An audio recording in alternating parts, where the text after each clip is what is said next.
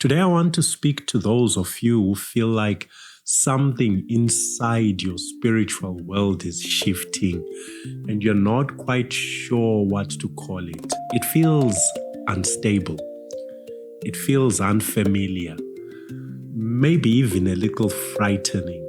This is not collapse, though it feels unknown.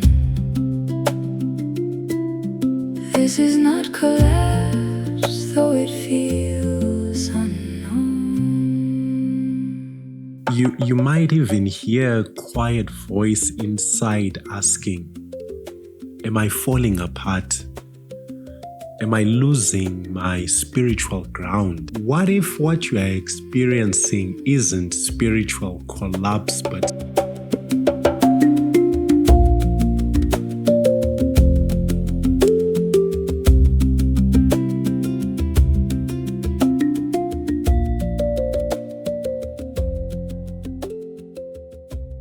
welcome. If this is your first time around this neck of the woods, this is a space where we explore the deep roots of the ideas that quietly shape our lives. You know, the ones that influence how we believe, how we relate, and how we make meaning. Be sure to stop by again, because spiritual conversations tend to unfold over time. Today, I want to speak to those of you who feel like something inside your spiritual world is shifting and you're not quite sure what to call it. It feels unstable. It feels unfamiliar, maybe even a little frightening. You might even hear a quiet voice inside asking, am I falling apart? Am I losing my spiritual ground? I want to offer a different frame today. What if what you are experiencing isn't spiritual collapse, but spiritual transition? There's a difference, and yes, it matters. Language has a way of shaping how we navigate our inner experiences. Without the right words, it's easy to feel like you're failing when really you are learning how to grow. Calling this period a transition instead of a collapse changes everything. Discomfort becomes an invitation, not a breakdown. The tension between inherited beliefs and your lived experience, well, it's not a problem. It's a signal guiding you towards deeper understanding. Let me be clear. You are not collapsing and you are not losing your spirituality. Something a bit more profound is happening. You see, spiritual collapse often leads to numbness, disengagement, and indifference towards meaning. Spiritual transition, on the other hand, produces honesty, curiosity, tension, and growth. They can feel similar emotionally, but they move in very different directions. One shuts down meaning, the other rebuilds it more truthfully. You are being called to a higher place of spiritual depth, towards an inclusive spirituality, which is a richer, more life-giving engagement with meaning that honors your experience and opens you to wisdom from many traditions. And if I may quickly mention, this idea of inclusive spirituality is something I explore in depth in my upcoming book, Inclusive Spirituality: Discovering What Lies Beyond Religion. If this reflection resonates, keep an eye out for that one.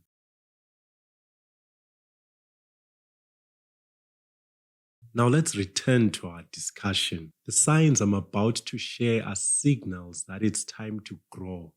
time to reach deeper and expand your understanding. Society often frames these experiences as spiritual debacle, but as you'll see, they are actually signs of a vibrant spiritual life calling you towards more. So, sign number 1, when the old answers no longer satisfy. This is that moment when a life that once felt familiar now feels off. Spiritual words, rituals, or teachings that used to comfort you feel shallow or incomplete. Remember, this isn't failure. It's a sign your inner life is maturing. Even the Buddha experienced this kind of restlessness before his awakening. Sign number 2, when your questions are personal and practical. This is that moment when you begin to notice that your questions are no longer abstract. They touch your everyday life, surfacing in ordinary moments during work, relationships, or quiet reflection. When you find yourself asking questions like, does this belief actually guide how I live? Am I showing up fully for the people I care about? Or does my faith feel alive or just inherited? That's a clear signal that you are in transition. Your inner life is inviting you to pay attention, to explore, and ultimately to grow. Sign number 3, when certainty loosens and sincerity grows. Old answers may feel thin or repetitive, leaving your soul undernourished in this changed or changing spiritual landscape. This can feel unsettling, but it's also a chance to live more sincerely from within, like Francis of Assisi. Sign number 4, when life outgrows inherited frameworks. Your relationships, work, or values may no longer fit neatly into old categories. Sometimes life itself brings these questions to the surface, nudging you to ask, what feels true to me? What natures connection, compassion, and insight? These questions arise because your inner life is noticing a mismatch between inherited patterns and your lived experience. They are gentle invitations to pause, reflect, and consider what actually aligns with your values, priorities, and sense of meaning.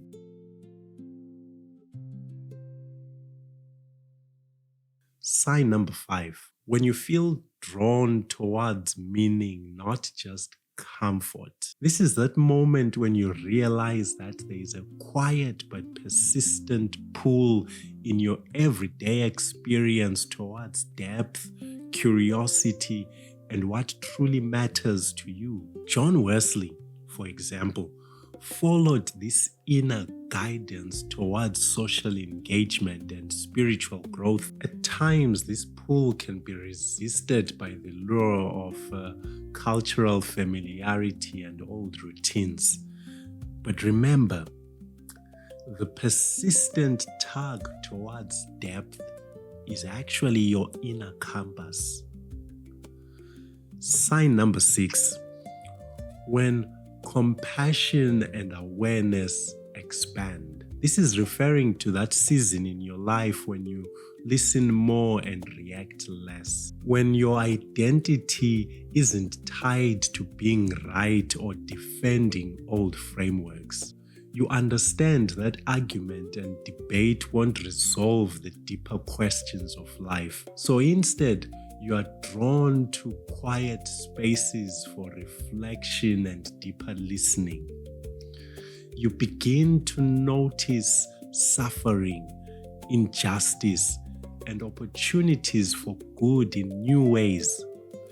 Exposure has become your education. You have grown more patient, empathetic, and aware, naturally expanding your capacity for compassion alongside understanding. Sign number 7. When disorientation accompanies awakening. This refers to that feeling of being lost but more awake. Like Rumi, after meeting Shams, uncertainty has a way of sharpening awareness. In Southern Africa, the Sangomas and other traditional healers spend months in reflective isolation as part of their calling. This is a period of disorientation that ultimately deepens insight. These seasons of solitude and uncertainty are a call to deepen your spiritual life, not a sign of failure. Disorientation isn't collapse.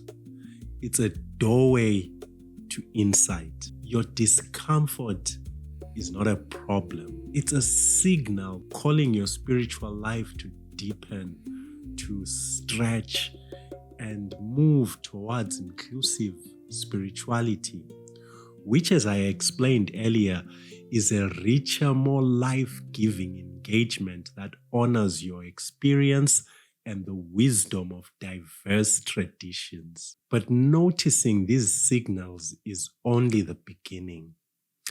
Awareness alone isn't enough, but awareness paired with practice, that leads to growth. If you recognize yourself in these signs, don't rush, don't panic, don't force conclusions. This is slow work, but it is good work. In the extended conversation on Patreon, I'll explore these signs more deeply and share practical ways to navigate them. If this resonates, join me there. I'll leave the link in the description below. I've also created a couple of free tools, a spiritual orientation check-in and a weekly mapping guide to help you put language around your season and notice your inner landscape more clearly. Even a few minutes with these tools can open the door to greater clarity, coherence, and presence. I'll also leave the links to these tools in the description. At the end of the day, look, I am truly glad you are here, because learning how to move when old beliefs no longer fit and doing so thoughtfully truly matters. This is not collapse, though it feels unknown.